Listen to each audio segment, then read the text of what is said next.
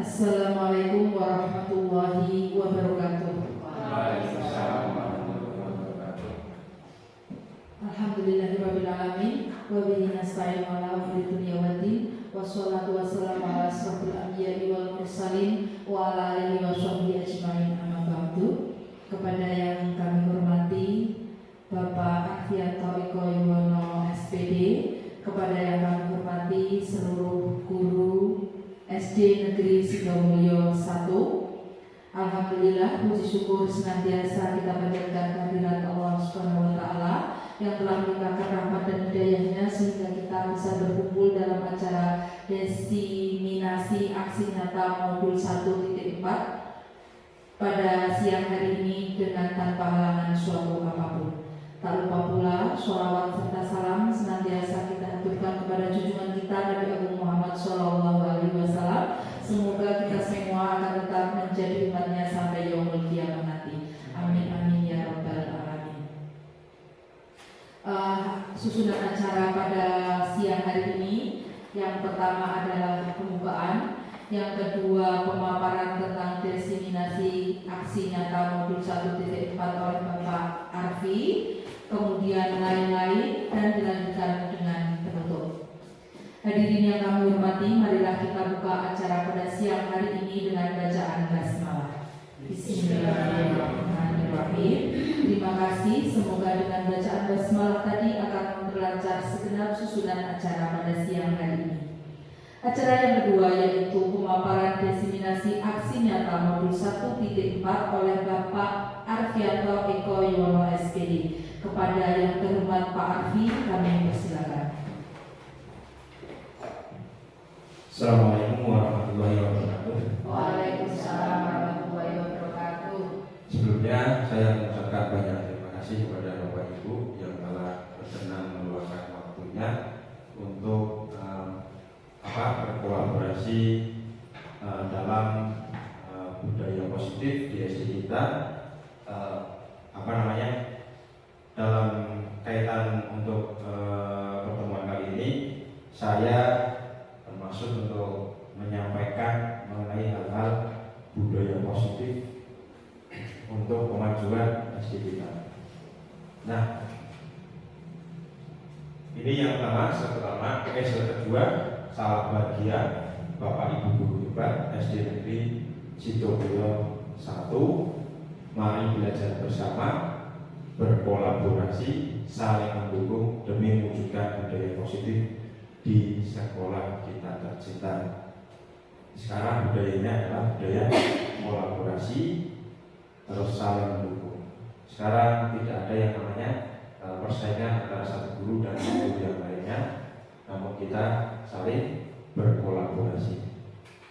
Nah, konsep utama modul yang saya presentasikan untuk kegiatan diseminasi ini yang pertama adalah perubahan paradigma belajar. Kemudian ada disiplin positif, kebutuhan dasar manusia, memotivasi perilaku manusia, posisi kontrol, kemudian keyakinan kelas, dan segitiga restitusi. Nah, untuk Bapak Ibu mungkin masih asing dengan modul itu ya, karena modul ini disampaikan pada program guru penggerak. Kebetulan di sini saya yang mengawal terlebih dahulu, dan harapan saya untuk Bapak Ibu nanti bisa menyusul guru penggerak, khususnya untuk Pak Soli, Mbak Ning, sama Bu Us. Kalau yang Mbak Lia sama Mas Deni fokus pada PCG, PCG dulu, nggak apa-apa. Oke. Nah, ini pertanyaan pematik. Apakah Anda setuju dengan pernyataan ini? Hukuman dapat mendisiplinkan anak. Kemudian pemberian hukuman dengan hasil positif seperti membaca atau membersihkan halaman sekolah dapat meningkatkan disiplin anak. Kemudian memberikan penghargaan dapat meningkatkan motivasi belajar anak. Ini kadang pernah Bapak Ibu lakukan, ya kan? Nah, kira-kira pernyataan itu setuju atau tidak menurut Anda? Setuju atau tidak? Nomor 1 kurang setuju.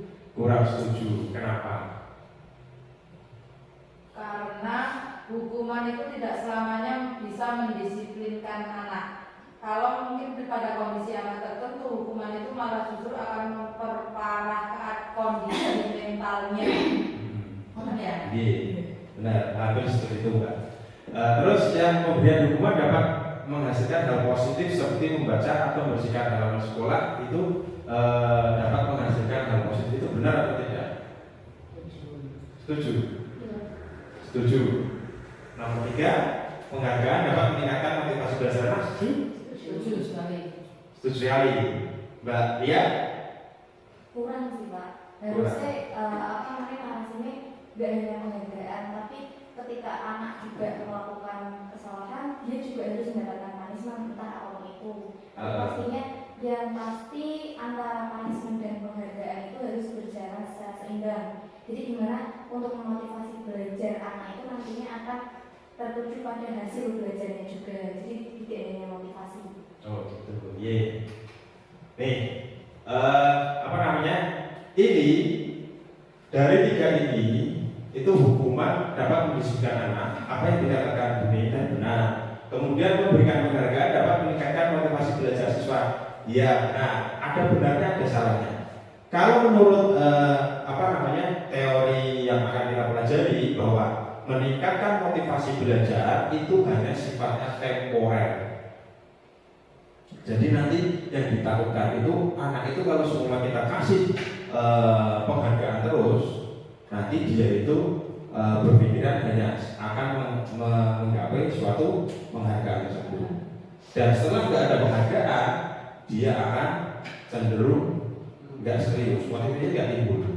Makanya langkah guru itu harus memunculkan motivasi yang ada di dalam diri siswa itu tanpa menggunakan penghargaan. Penghargaan itu berarti sifatnya temporer. Gitu. Nah, pembelajaran dengan paradigma baru. Pembelajaran sekarang itu harus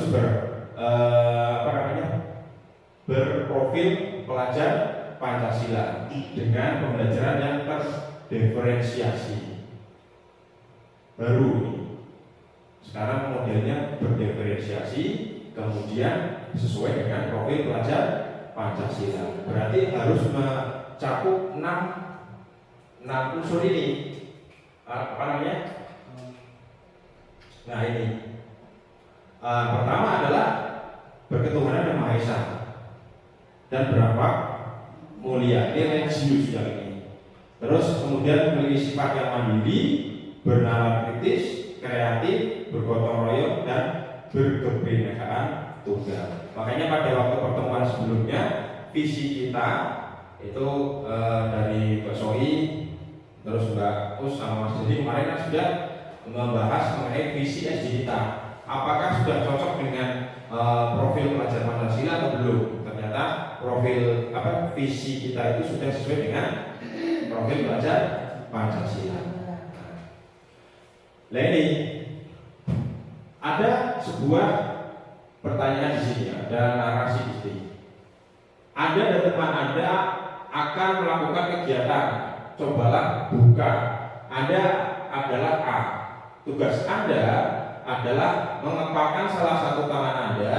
Coba Anda bayangkan bahwa Anda menyimpan sesuatu yang sangat berharga di dalam kepala tangan Anda. Terus Anda perlu menjaga benda tersebut sekuat tenaga Anda karena begitu pentingnya untuk kehidupan Anda. Kemudian tugas B atau rekan Anda adalah mencoba dengan segala cara untuk membuka kepala tangan Anda. Teman Anda B boleh membujuk, menghadik, mengintimidasi, memarahi, menggoda, menggelitik, pokoknya kabeh segala cara bisa digunakan agar kepala tangan yang A itu, yang genggaman itu bisa terbuka. Kabeh. Nah, coba lakukan kegiatan tersebut. Kemudian sesudah itu diskusikan dengan kegiatan ini. Coba jawab pertanyaan di bawah ini. Nah, setelah melakukan simulasi yang A tadi, kemudian pertanyaan, apakah Anda atau B membuka kepala tangan Anda? Kira-kira kamu mau buka apa ya? Anda buka ya? Terus apakah Anda atau B menutup kepala tangan Anda? Mengapa? Alasannya mengapa? Kemudian dalam kegiatan ini sesungguhnya siapa yang memegang kendali atau kontrol untuk membuka atau menutup kepala tangan Anda? Ketika Anda memegang sesuatu di kepala tangan Anda, kemudian teman-teman Anda menggelitik dan sebagainya, kira-kira apa masih berpegang teguh dengan kepala Anda atau akan lepas?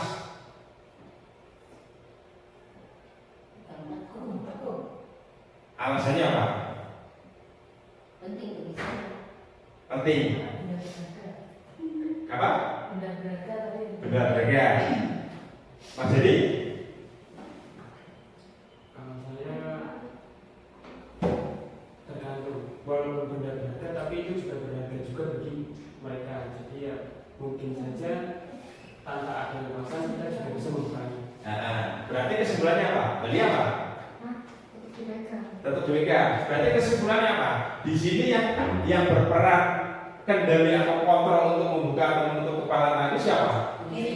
Diri sendiri kan?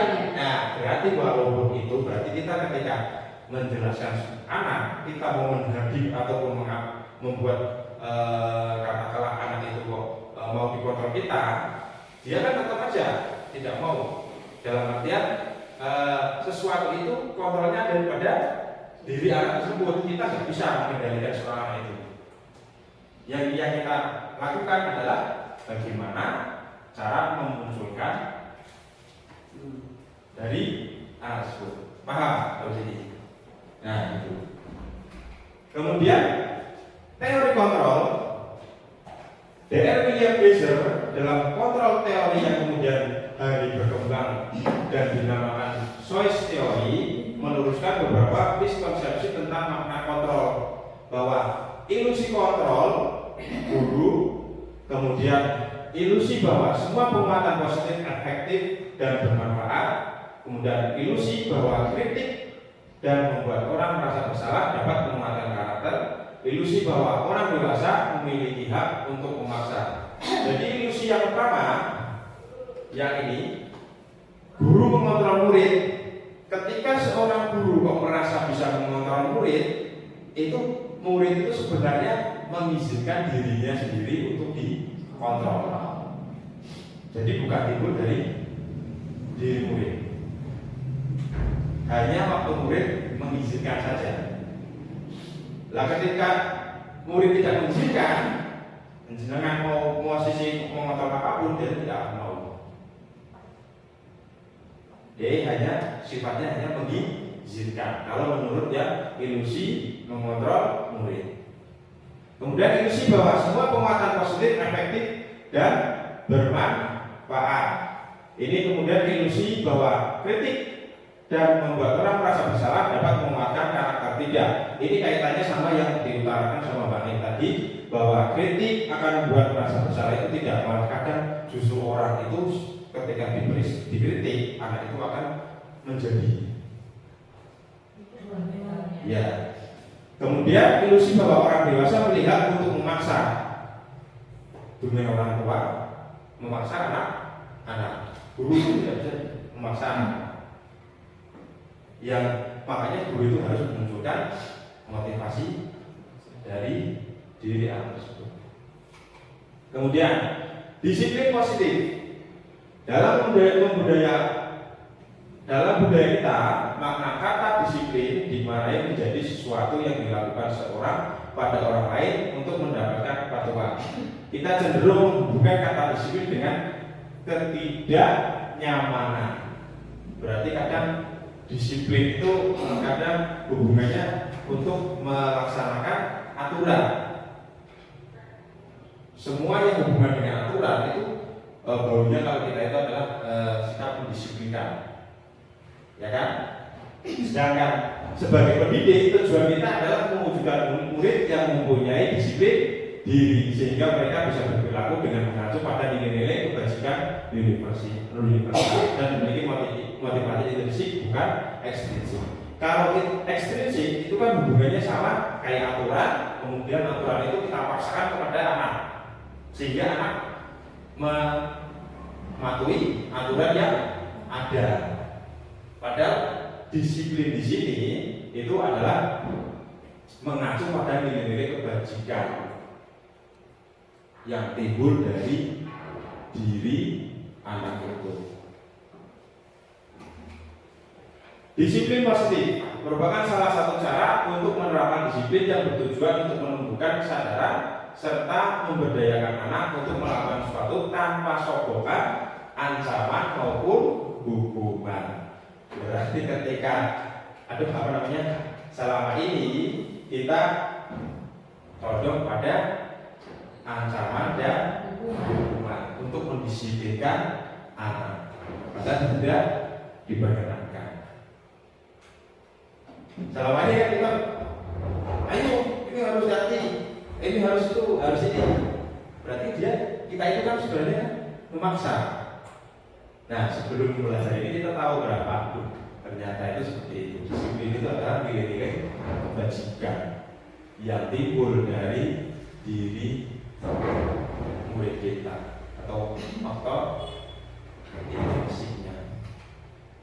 Nah, nilai kebajikan disiplin sebagai bentuk kontrol diri, yaitu belajar untuk kontrol diri agar dapat mencapai suatu tujuan mulia. Tujuan mulia di sini mengacu pada nilai-nilai atau prinsip mulia yang dianut oleh seseorang. Nilai-nilai tersebut dinamakan sebagai nilai kebajikan, atau yang lainnya adalah virtus yang universal. Nah, nilai-nilai kebajikan dari berbagai institusi atau organisasi sesuai profil pelajar Pancasila. Yang pertama adalah beriman dan bertakwa, beramal mulia, mandiri, bernalar kritis, terus kreatif, gotong royong, dan kebinekaan global. Sedangkan nilai-nilai kebajikan dari berbagai institusi antaranya adalah toleransi, empati, keingintahunan, sampai menghargai. Ada lagi nilai-nilai kebajikan dari berbagai institusi yang lain seperti 9 pilar karakter. Ini kalau menurut 9 pilar karakter Indonesia Heritage Foundation itu isinya itu nilai kebajikan cinta Tuhan dan segenap cintanya, kemudian kemandirian dan tanggung jawab, kejujuran, hormat dan santun, kemudian dermawan, suka menolong dan gotong royong. Ada lagi percaya diri, kreatif. Ini menurut institusi atau organisasi dari Indonesia Heritage Foundation. Kalau kita mengacunya pada profil pelajar Pancasila. Kemudian ada lagi nilai kebajikan yang lain. Ada petunjuk hidup, peduli, penalaran, bekerja sama, keberanian, keingintahuan, dan usaha, dan sebagainya. Ini nilai-nilai keterampilan hidup.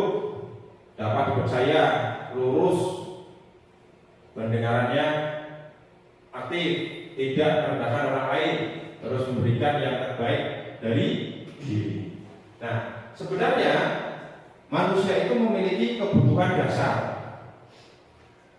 Kebutuhan dasar manusia itu akan kesehatan, kemudian rumah, ada lagi untuk siswa, kasih sayang, kemudian diakui kemampuannya atau dihormati, tidak ingin tertekan, bebas, merdeka, mencari kesenangan, bermain dan tertawa. Ini rata-rata manusia itu memiliki kebutuhan dasar itu ada 5 tersebut.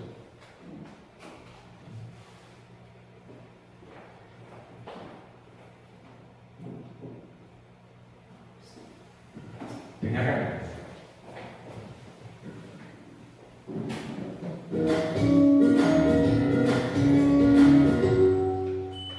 Salam dan bahagia Ibu dan Bapak guru hebat.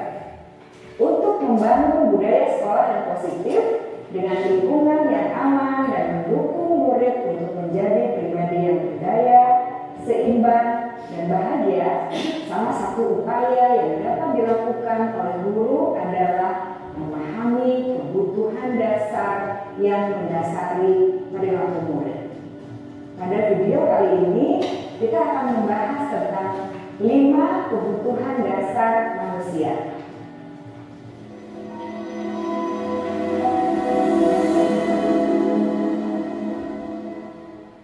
Ki Hajar Dewantara dalam salah satu kutipannya menyatakan, kita ambil contoh perbandingannya dengan hidup tumbuh-tumbuhan. Seorang petani dalam hakikatnya sama kewajibannya dengan seorang pendidik yang menanam padi misalnya. Hanya dapat menuntun tumbuhnya padi. Ia dapat memperbaiki kondisi tanah, memelihara tanaman padi, memberi pupuk dan air, membasmi ulat-ulat atau jamur-jamur yang mengganggu hidup tanaman padi, dan lain sebagainya. Ketika guru memahami kebutuhan apa yang mendasari perilaku murid, dan guru berusaha menuntun dan mendukung murid dalam memenuhi kebutuhannya secara positif, pada hakikatnya guru tersebut ibarat seorang petani yang sedang berusaha memahami kebutuhan masing-masing tanaman, dan ia berusaha memenuhi kebutuhan tanaman tersebut agar dapat tumbuh dengan subur dan maksimal. Dr. William Glasser, seorang psikiater dari Amerika Serikat, menyatakan bahwa seluruh tindakan manusia memiliki tujuan tertentu, yaitu memenuhi kebutuhan dasarnya. Ketika kelima kebutuhan dasar telah terpenuhi secara memadai, maka murid akan tumbuh dengan seimbang dan bahagia. Sebaliknya, ketika kebutuhan dasar tidak terpenuhi dengan baik, maka seseorang akan mengalami emosi negatif seperti bosan, sedih, dan kecewa. Bahkan mereka dapat melakukan perbuatan yang bertentangan dengan nilai-nilai kebajikan atau melanggar peraturan.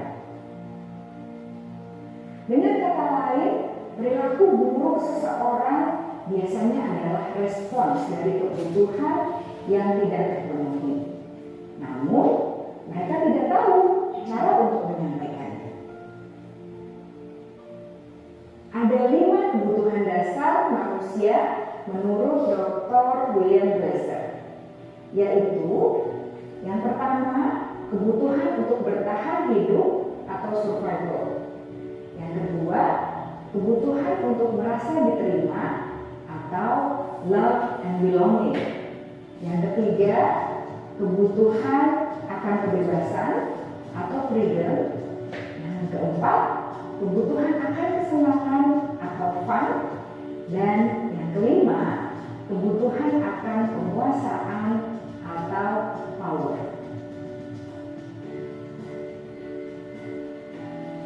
Kebutuhan dasar yang pertama adalah kebutuhan yang bersifat fisiologis untuk bertahan hidup atau survival.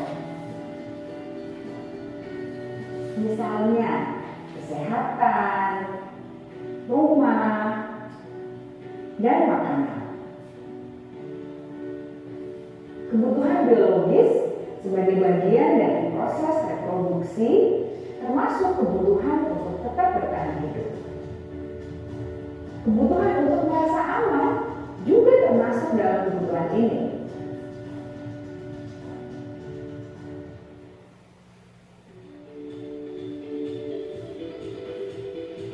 Agar murid dapat belajar dengan baik, kebutuhan mereka akan merasa aman, pangan, sandang, dan papan harus terpenuhi.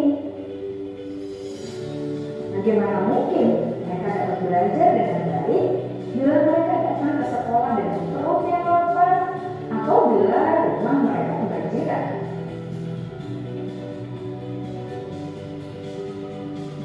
Setelah kita mengetahui kebutuhan pertama yang sebagian besar bersifat fisiologis, mari kita lihat kebutuhan kedua sampai kelima yang semuanya berhubungan dengan psikologis. Mari kita lihat kebutuhan yang kedua, yaitu kebutuhan akan perasaan diterima oleh kelompok atau komunitasnya atau kebutuhan love and belonging. Kebutuhan ini meliputi keinginan untuk tetap terhubung dengan orang lain seperti teman, keluarga, teman kerja, dan kelompok di mana kita tergabung. Setiap murid ingin menjadi bagian yang berharga dari kelas dan juga sekolah. Mereka juga ingin diterima oleh orang lain dan kelompoknya. Bahkan murid yang terlihat paling kuat pun jauh di dasar hatinya pasti ingin merasa diterima. Sebagai guru seharusnya kita dapat menerima murid kita apa adanya, sesuai dengan programnya. Karena setiap murid adalah unik. Mereka memiliki kekuatannya masing-masing, sehingga guru seharusnya bisa menciptakan kesempatan untuk murid berkolaborasi dan memiliki ikatan emosi satu sama lain. Murid-murid yang memiliki kebutuhan yang besar untuk merasa diterima, biasanya mereka belajar karena suka pada gurunya, dan mereka juga suka bekerja dalam kelompok. Kebutuhan yang ketiga adalah kebutuhan akan kebebasan atau kebutuhan membuat pilihan. Murid harus diberi kesempatan untuk membuat pilihan dan bertanggung jawab atas pilihan yang mereka telah ambil. Memberi mereka kebebasan bukan berarti membiarkan mereka melakukan apa saja yang mereka mau, melainkan lebih memberi mereka kesempatan untuk membuat pilihan, menyuarakan pendapat mereka dengan percaya diri, dan memberi mereka kesempatan untuk mencoba hal-hal yang baru. Pembelajaran dengan metode yang beragam dan menarik juga akan memenuhi kebutuhan murid tentang kebebasan ini. Pembelajaran berdiferensiasi di mana guru menyediakan beberapa jenis tugas yang bisa dipilih oleh murid sesuai dengan mereka, sangat baik untuk mengembangkan murid menjadi lebih mandiri dan memiliki motivasi internal. Karena kebutuhan akan kebebasan pada dasarnya adalah kebutuhan untuk mandiri, memiliki otonomi, memiliki pilihan, dan mampu mengendalikan arah hidupnya sendiri.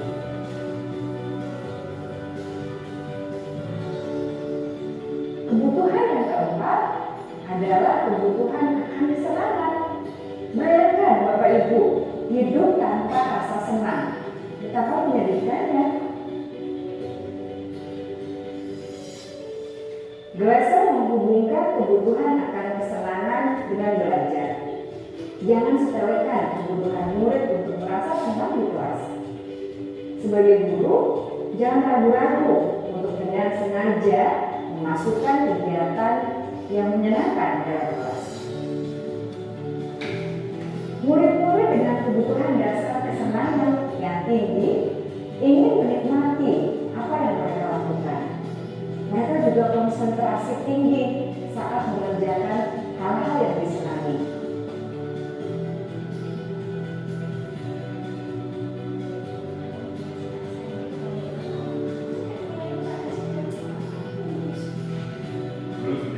Kebutuhan yang kelima adalah kebutuhan akan penguasaan. Setiap murid memiliki kebutuhan untuk merasa kompeten, menjadi terampil, diakui pencapaian dan keterampilannya, didengarkan, bisa membuat dampak dan pengaruh, dan memiliki rasa harga diri. Mereka sebaiknya diberi kesempatan untuk membuat keputusan tentang hal-hal yang penting dalam hidupnya dan tidak merasa dikontrol oleh sistem sekolah. Pada murid yang telah menginjak usia remaja, Seringkali mereka merasa tidak memegang kendali atas kehidupannya sendiri, karena guru kerap kali berpengaruh dalam mengambil keputusan. Murid-murid yang memiliki kebutuhan dasar akan penguasaan yang tinggi biasanya selalu ingin menjadi pemimpin. Mereka juga suka mengamati sebelum mencoba hal yang baru.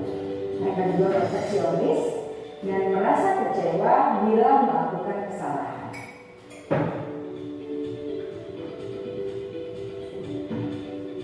Ibu dan bapak guru sangatlah penting bagi kita untuk mengetahui kebutuhan dasar murid-murid, agar kita memahami alasan dibalik sikap dan tingkah laku mereka. Bila murid berperilaku buruk atau melanggar peraturan sehingga tindakannya tidak sesuai dengan nilai-nilai kebajikan, maka guru harus mencari tahu alasan yang mendasari tindakan tersebut dan kebutuhan apa yang belum terpenuhi.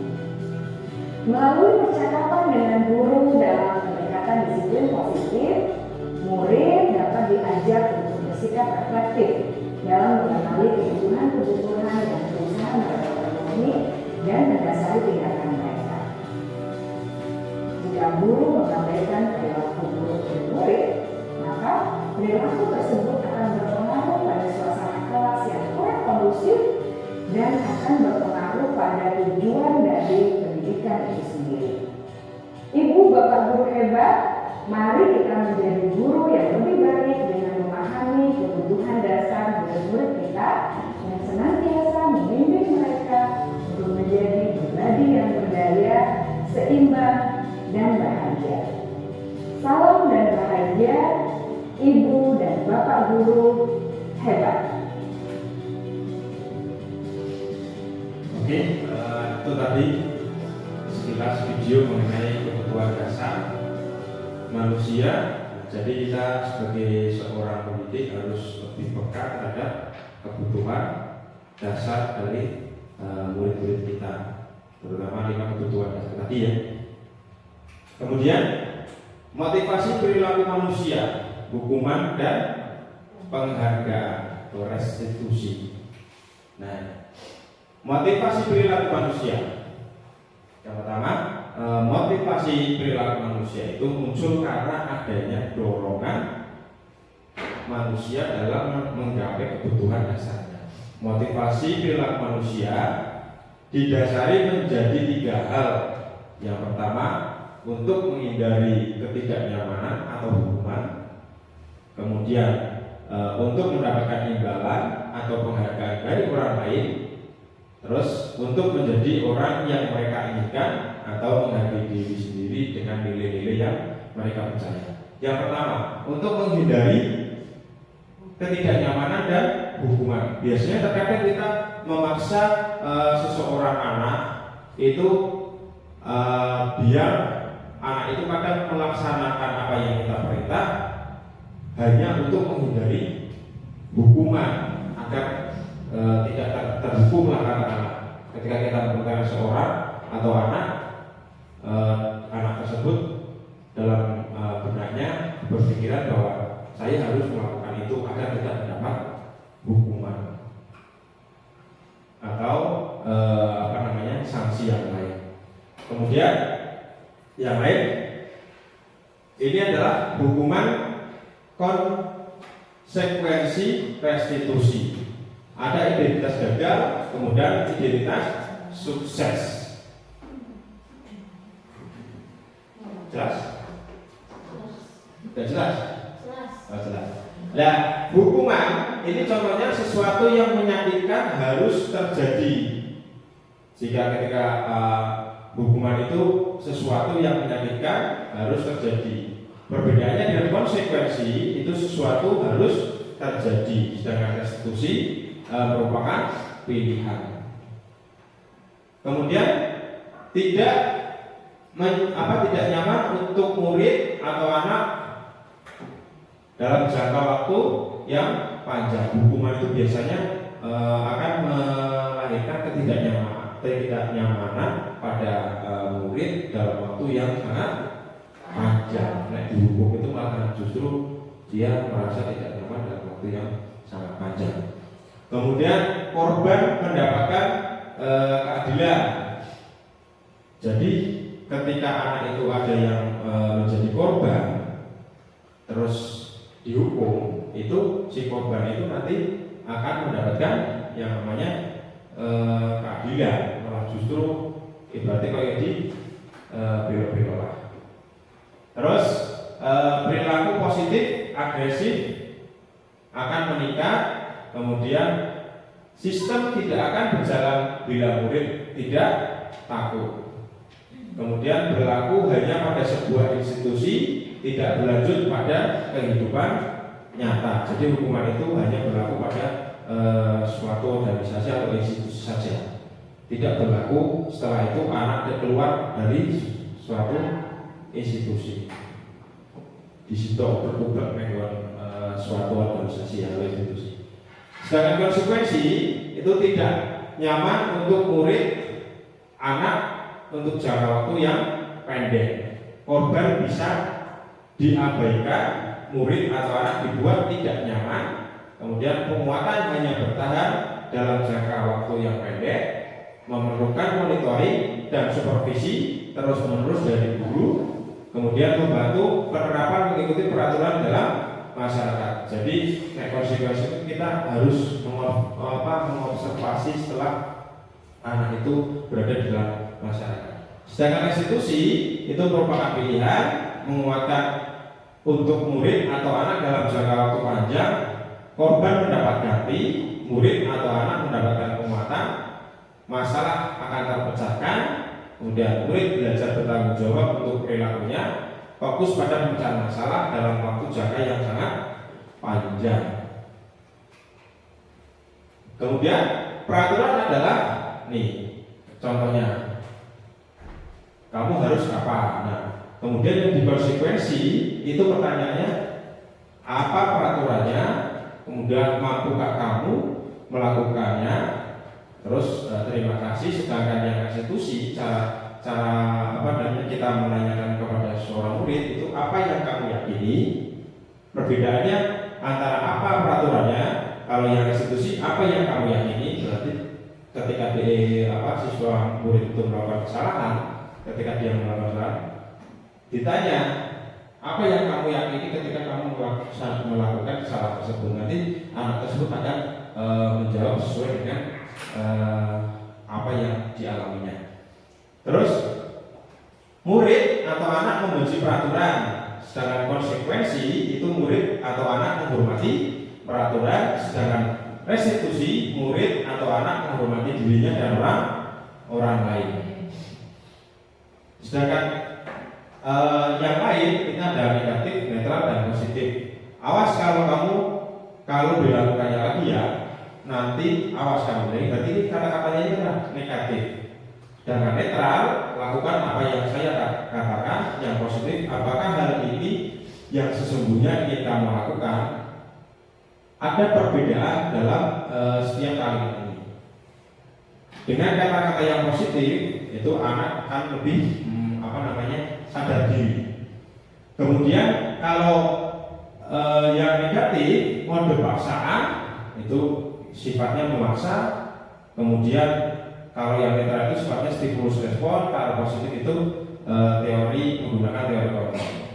Kemudian mendorong menyalahkan diri, mendorong kepatuhan, dan mendorong kedisiplinan positif. Selanjutnya, ini tindakan guru. Contoh, mencatat 100 kali di dalam buku kalimat saya tidak akan terlambat lagi karena terlambat ke sekolah. Ini menurut jenengan itu hukuman atau konsekuensi?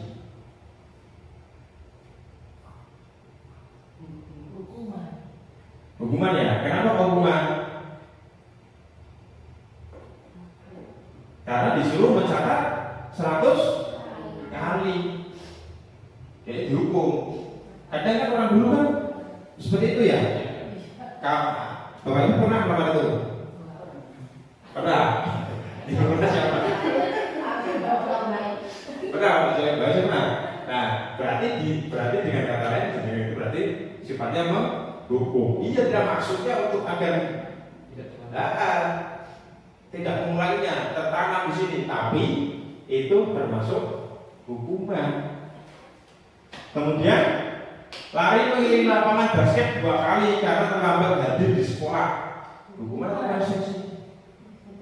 Hukuman juga. Kemudian murid diminta untuk push up 15 kali karena tidak menggunakan masker. Nah, menggantikan kertas tugas teman yang telah dicoret-coret. Konsekuensi, ya. Kalau menggunakan kertas tugas teman yang telah dicoret-coret menjadi hukuman, berarti kalimatnya gimana?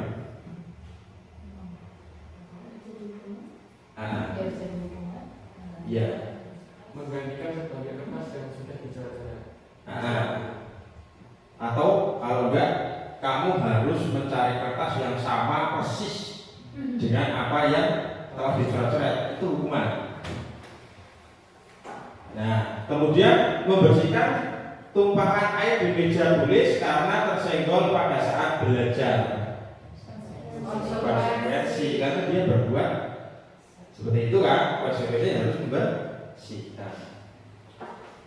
Terus murid disuruh untuk tidak mengenakan sepatu seharian di sekolah karena tidak mengenakan sepatu hitam. Hukuman.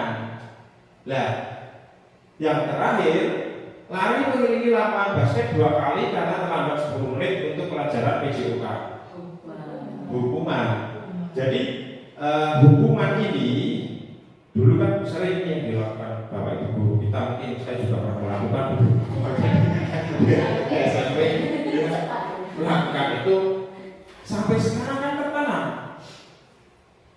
tertanam terus. Kadang perlu orangnya aja atau gurunya kadang silakan ya kan, dia dihukum ya gara-gara kayak gitu.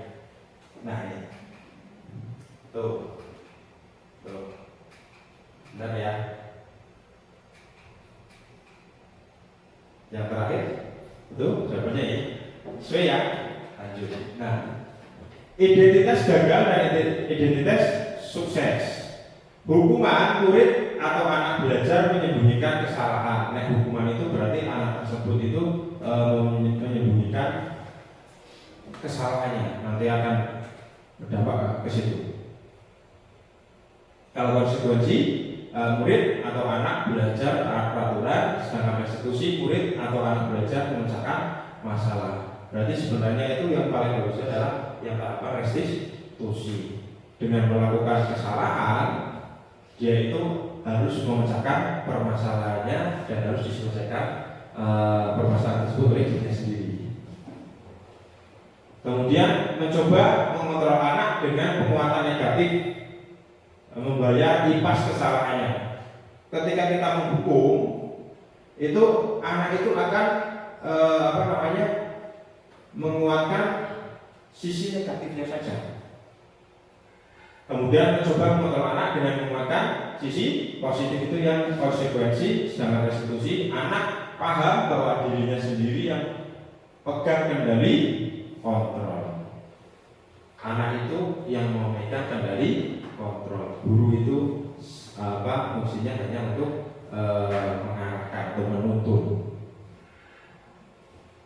Kemudian yang selanjutnya, hukuman itu biasanya dibuat guru, sedangkan konsekuensi dibuat oleh guru dan murid atau anak. Jadi masih ada keikutcampuran guru. Sedangkan restitusi dibuat oleh murid atau anak. Jadi pure anak itu yang membuat.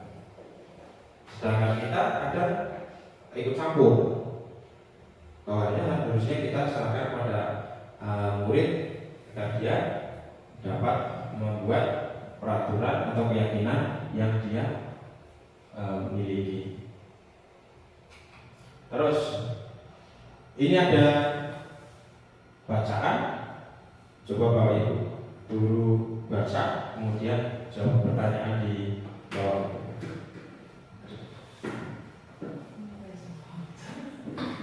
Kurang jelas?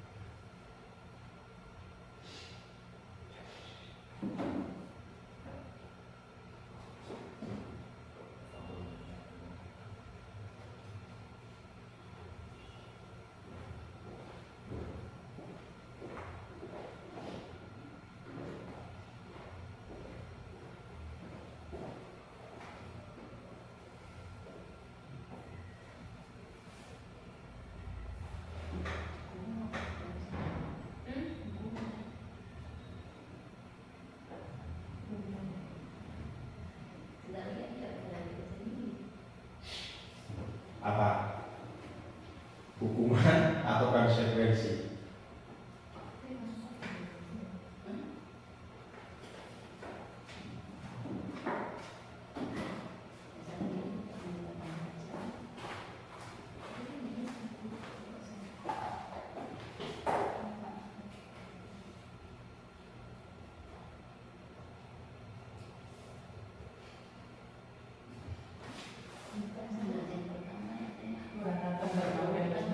Jelas? Oke. Sekarang baca. Sudah ketemu? Mas Udi? Sudah. Hukuman atau konsekuensi?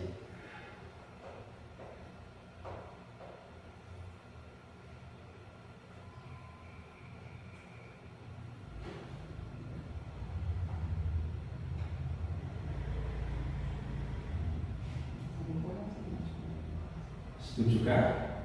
Kalau setuju apa alasannya? Kalau tidak, mengapa?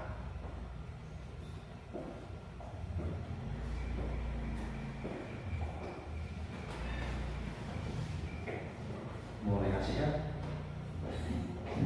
Orang maksudnya, belum bergerak. Ayo.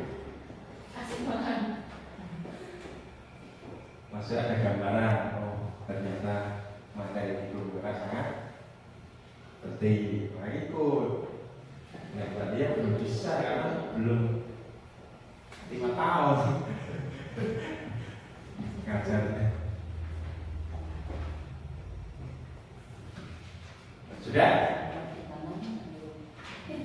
Balik deh? Sudah. Kira-kira apa Bapak Ibu? Tidak setuju. Mengapa? Iya, kita kan malu ya. Nah, nanti dampaknya kepada psikologisnya, ya kan? Terus, menurut Anda, tindakan paksa terhadap IPA itu hukuman atau konsekuensi? Kira-kira apa? Hukuman ya? Karena disuruh maju ke depan. Tuh, oke, bagus Bu. Lanjut. Yang ini.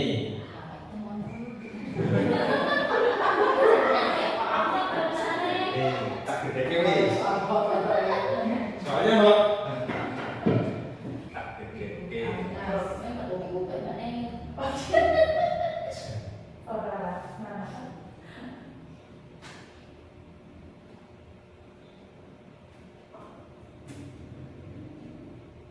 Tambah jelas?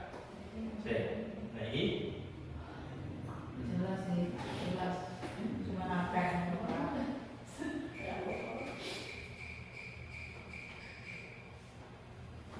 Pak izin kamar mandi. Iya.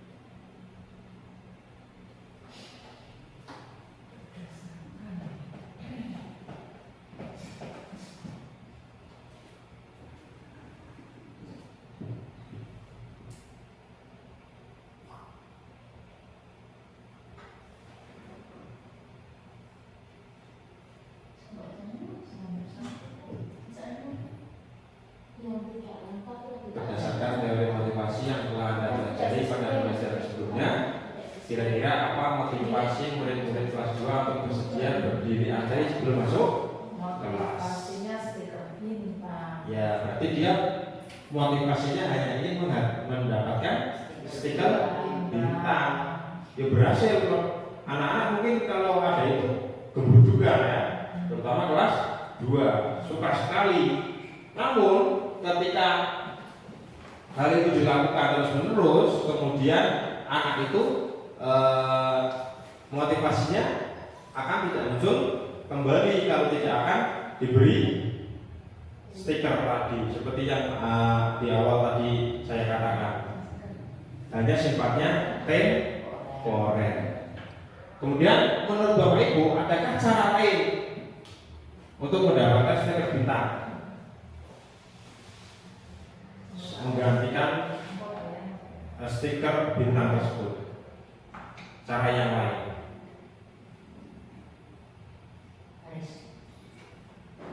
Apa?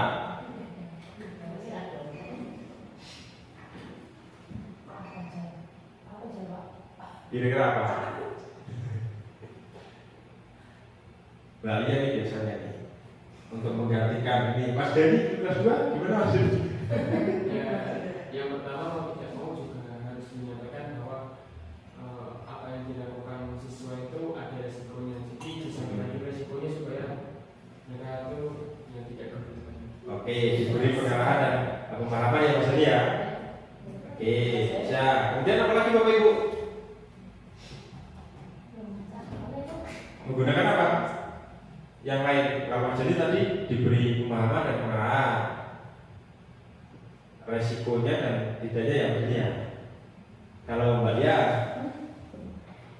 Ya, anak diajak tadi apa Pak yang satunya konsekuensi itu konstitusi, keyakinan ya. ya mereka diajak kira-kira gimana sih biar bisa antri gitu. Jadi nggak pendapatnya tidak hanya dari gurunya tapi juga anak itu bisa diajak berdiskusi.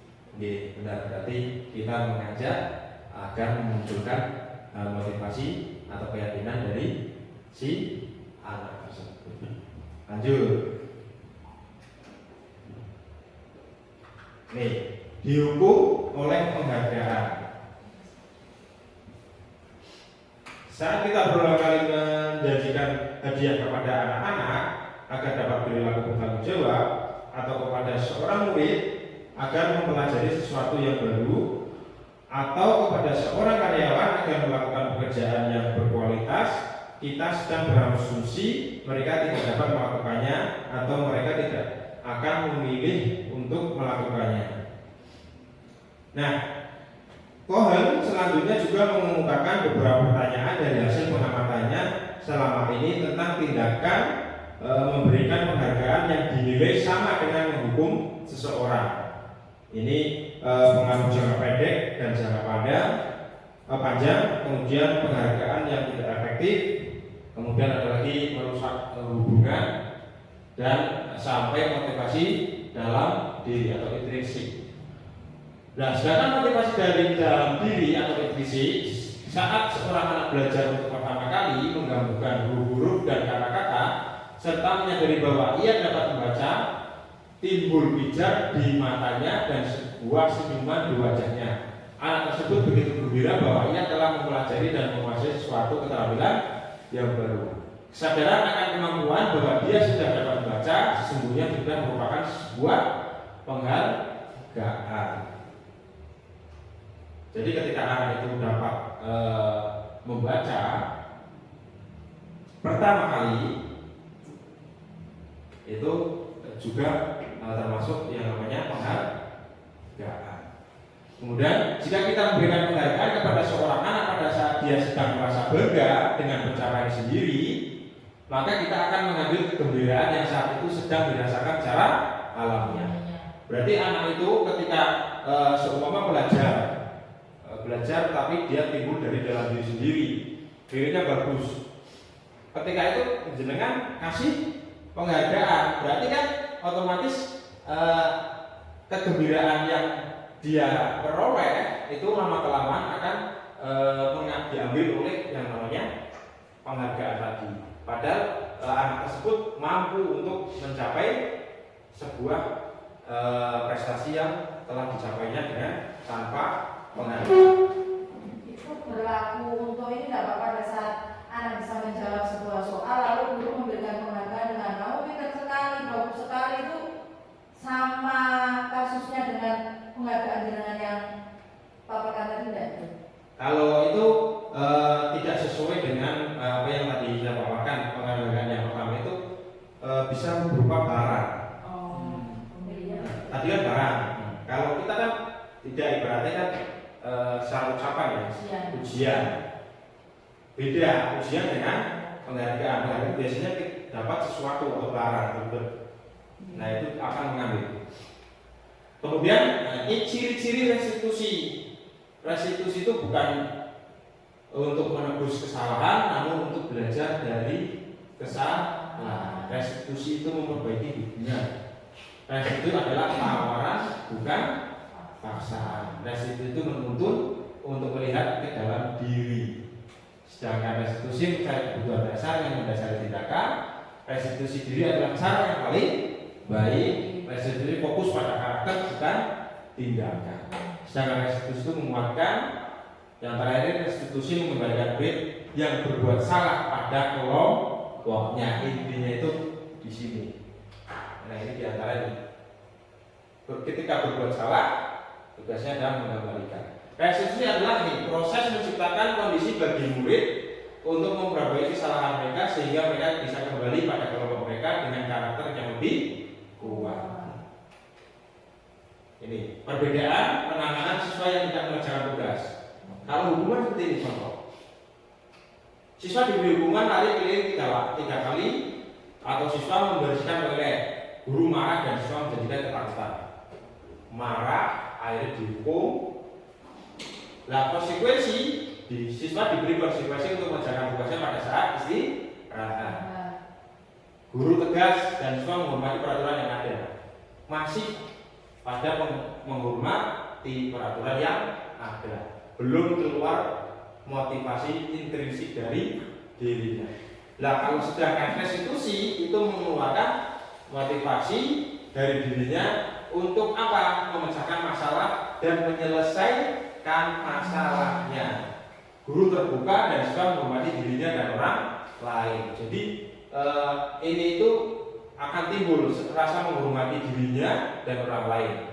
Kalau yang konsekuensi, dia hanya menghormati peraturan. Kalau yang ini, dia agar tidak terkena hukuman atau menghindari hukuman. Nah, yang paling ini adalah restitusi. Nah, 5 posisi kontrol yang digunakan untuk menggunakan restitusi ini dari antara penghukum, pembuat orang merasa bersalah, kemudian teman, pembantu, restitusi atau manajer. Ini penghukum. Seseorang di posisi penghukum, dia menggunakan hukuman fisik maupun verbal. Contoh dengan menggunakan kata-kata ini Pak Dulu. Ketika jenengan patuhi aturan saya atau awas, berarti dia posisinya menghukum dengan kata-kata ini. Kemudian kamu selalu saja salah, menghukum. Jadi kata-kata ini saya termasuk posisi penghukum. Jika penghukum itu nadanya atau suaranya tinggi, bahasa tubuh, mata melotot dan jari menunjuk-nunjuk atau menghadik. Contoh terlambat lagi, pasti terlambat lagi. Selalu datang terlambat. Kapan bisa datang tepat waktu? Marah-marah kan? Bahasanya kayak gitu. Terus hasilnya kemungkinan murid marah dan mendendam atau bersikap agresif ketika diperlakukan seperti itu. Bisa jadi sudah kembali duduk, murid tersebut akan mencoret-coret bukunya atau meja tulisannya, lebih buruk lagi, meluapkan kekesalannya. Nah, ini membuat merasa bersalah. Pada posisi ini biasanya guru akan bersuara lebih lembut, pembuat rasa bersalah akan menggunakan keheningan dan membuat orang lain merasa tidak nyaman, bersalah atau bela diri. Jadi kadang guru itu membuat anak itu merasa bersalah. Kalau merasa bersalah, dia susah untuk kembali memiliki atau meningkatkan emosinya. Kata-kata yang bisa digunakan itu ini, ibu sangat kecewa sekali dengan kamu. Berapa kali bapak harus memberitahu kamu? Dengan kata-kata itu, nanti hasilnya murid akan merasa bersalah telah mengecewakan ibu atau bapak gurunya. Murid akan merasa menjadi orang yang gagal dan tidak sanggup membahagiakan orang lain. Kadang-kala sikap seperti ini lebih berbahaya dari sikap menghukum, karena emosi akan tertanam rapat dalam murid menahan perasaan tersebut. Jadi ngempet lah bahasa Jawa ini. Kemudian teman, guru sebagai teman. Kalimatnya ini, ayo bantulah demi bapak ya. Ayo ingat tidak bantuan bapak sama ini. Ya sudah, kali ini tidak apa-apa, nanti ibu bantu bereskan. Hasilnya murid akan merasa senang dan akrab dengan guru. Ini termasuk dampak positif. Hanya saja di sisi negatif, murid menjadi tergantung pada guru.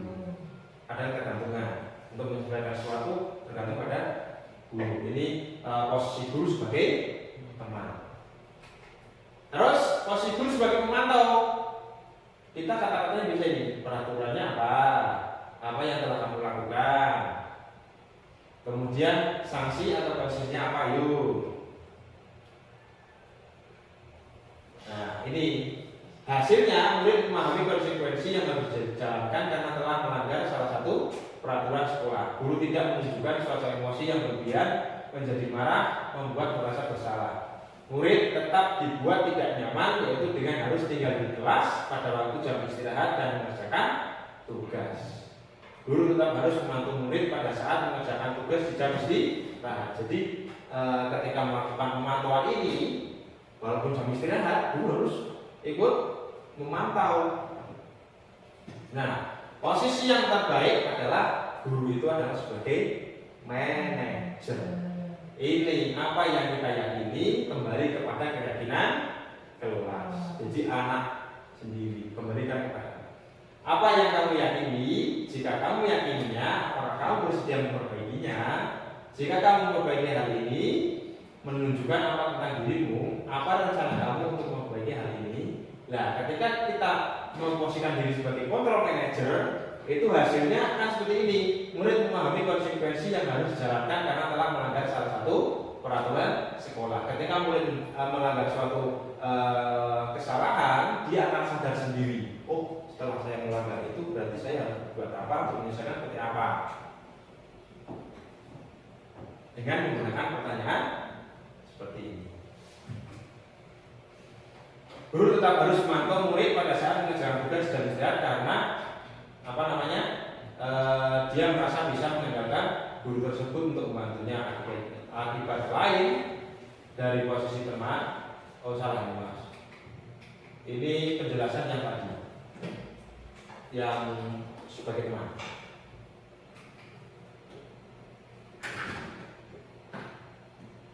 Ini adalah video baru.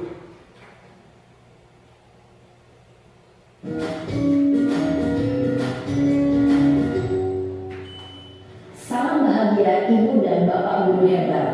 Dalam menerapkan disiplin positif restitusi, salah satu program yang dikembangkan adalah 5 posisi kontrol.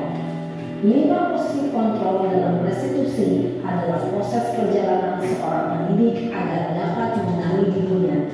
Pada video kali ini, kita akan membahas tentang 5 posisi kontrol yang dikembangkan oleh Diane Gosling dan contoh penerapannya.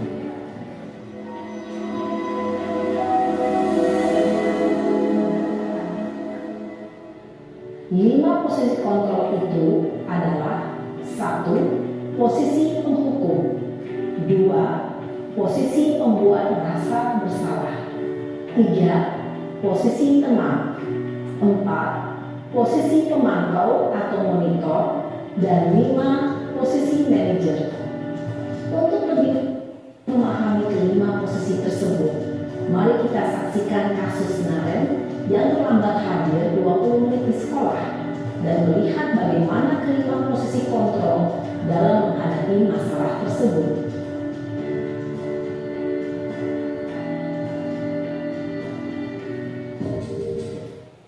Bentar dulu, videonya.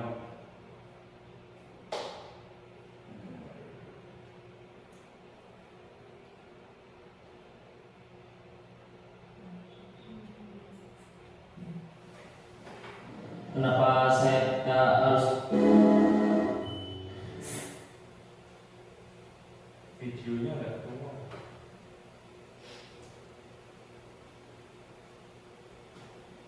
Oke, kita lewat saja itu. Selanjutnya kita ke keyakinan kelas.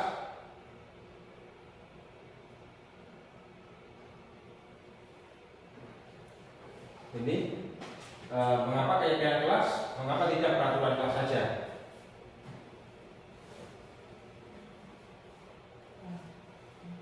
Mengapa kita memiliki peraturan tentang penggunaan helm pada saat mengendarai kendaraan roda 2 atau motor? Kemungkinan jawabannya adalah keselamatan. Terus, mengapa kita melakukan peraturan tentang penggunaan masker dan mencuci tangan setiap saat? Kemungkinan jawabannya adalah kesehatan dan atau keselamatan. Nah, untuk mendukung motivasi intrinsik, kembali ke nilai-nilai keyakinan lebih menggerakkan seseorang dibanding mengikuti serangkaian peraturan.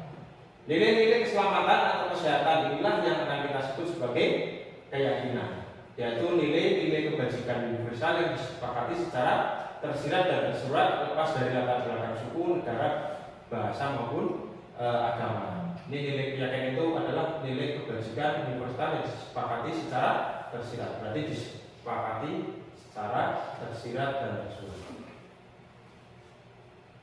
Tahapan menciptakan keyakinan kelas, kalau Bapak Ibu menciptakan keyakinan kelas di kelasnya masing-masing, pertama adalah tentukan nilai kebajikan yang ingin dijadikan perhatian utama di sekolah Anda. Curahkan benda dalam kelompok, misalkan toleransi, saling menghargai dan lain. Kemudian sempurnakan beberapa daftar nilai kebajikan yang utama, bahas kembali dalam kelompok utama, kemudian buatlah poster atau muat di sosial media mengenai keyakinan kelas yang Anda terapkan. Contoh, selalu bersikap positif, senantiasa menjadi diri terbaik, percaya dan menghormati orang lain serta barang miliknya. Kemudian berkomitmen terhadap setiap tugas. 5. Senantiasa membantu. 6. Berperilaku jujur. 7. Tidak merugikan orang lain. Ini contoh dari keyakinan kelas. Nah, ini bisa diterangkan sedikit. Keyakinan kelasnya. Nah, contoh ini peraturan, kembalikan barang ke tempatnya. Nah, keyakinan kelas berarti anak tersebut dilatih untuk tanggung jawab. Dilarang mengganggu orang lain, berarti berhubungan dengan menghormati orang lain. Hadir di sekolah 15 sebelum pembelajaran dimulai, menghormati orang lain dan berkomitmen. Dilarang melakukan kekerasan, keselamatan menghormati orang lain. Dilarang hubungan keluarga, berarti hubungan sama kesehatan. Itu keyakinan kelas, ini peraturan. Sebelumnya Bapak Ibu kan di sini peraturan. Di peraturan ini. Nah, ini adalah segitiga restitusi. Ketika anak melakukan kesalahan, kita harus menggunakan segitiga restitusi. Pertama adalah memvalidasi tindakan yang salah, kemudian menyatakan keyakinan dan selanjutnya identitas. Menetapkan identitas,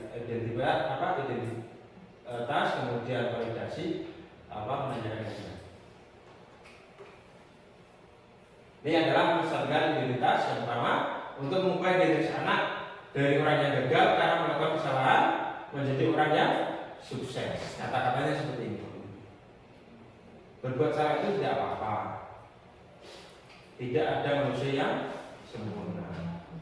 Saya tidak pernah melakukan kesalahan seperti itu. Berarti menggunakan kata-kata ini.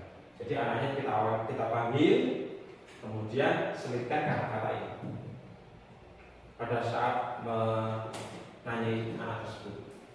Setelah itu, setelah menstabilkan identitas, kemudian validasi, membantu siswa mengenali kebutuhan yang ingin dipenuhinya ketika melakukan kesalahan. Ketika melakukan kesalahan, tindakan yang salah itu harus divalidasi dengan ini. Kata-katanya seperti ini. Diselipkan pada waktu kita berbicara pada murid. Kemudian yang terakhir adalah menanyakan keyakinan. Ini kata-katanya seperti ini.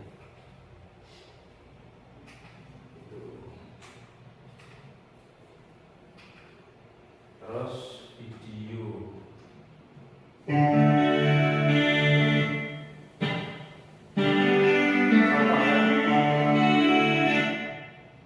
Ini ada Indonesia. Oke.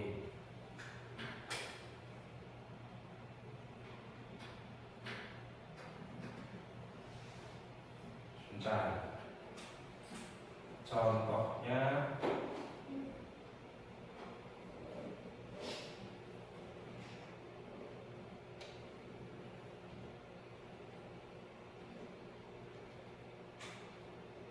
ini.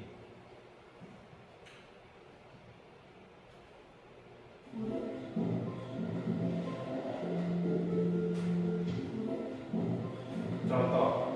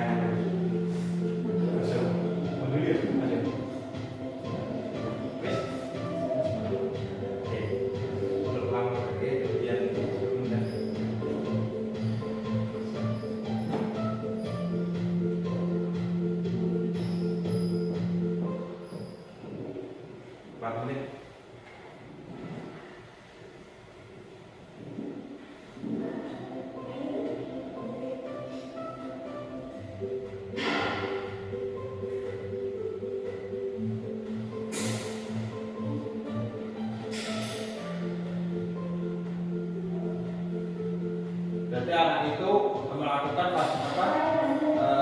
fasilitas sekolah yang tidak sebenarnya permainan, coret-coret, kemudian berpotensi merusak fasilitas sekolah. Kemudian tulisannya itu membuli, berbau membuli. Sebetulnya waktu itu pas habis tidak jelas.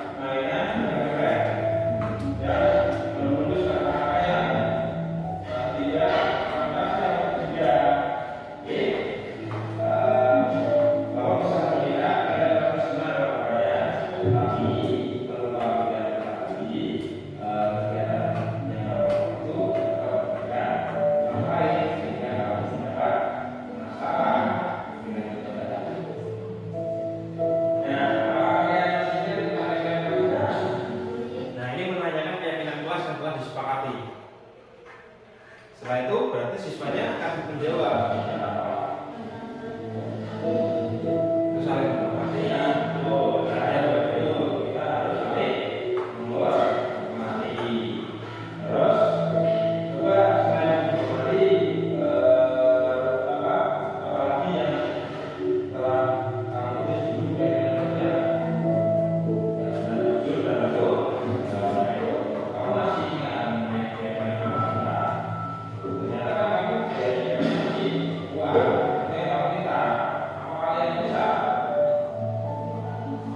bisa oke ini ya sebenarnya syarat perjalanan karena manusia dari dan tapi kan menjadi kesalahan berbuat dan bisa tidak mengulanginya. Kalian ngerti? Ya, kalau ngerti apa yang nah ini akan memunculkan cara masalahnya pada anak tersebut. Jadi akan memunculkan cara pemecahannya sendiri. Ya. Terus apa lagi?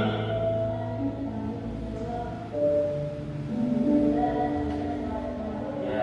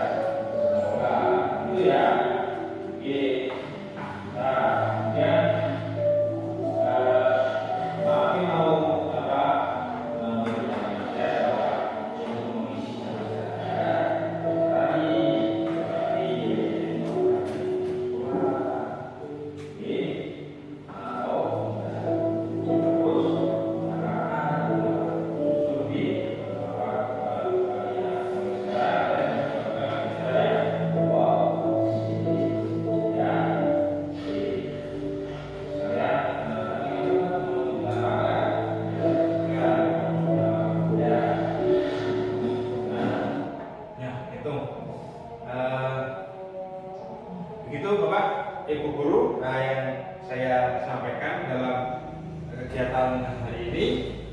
Itu dalam menerapkan disiplin positif, hendaknya guru memiliki standar kepribadian profesional dan sosial yang baik, di mana guru mampu berefleksi pada posisi kontrolnya saat ini, terus bagaimana perjalanan dirinya seperti seorang among atau posisi manajer yang menuntut murid menjadi insan yang mandiri, merdeka, dan bertanggung jawab. Sekian dari saya. Apabila ada kekurangan, saya mohon maaf. Saya kembalikan kepada pembawa acara.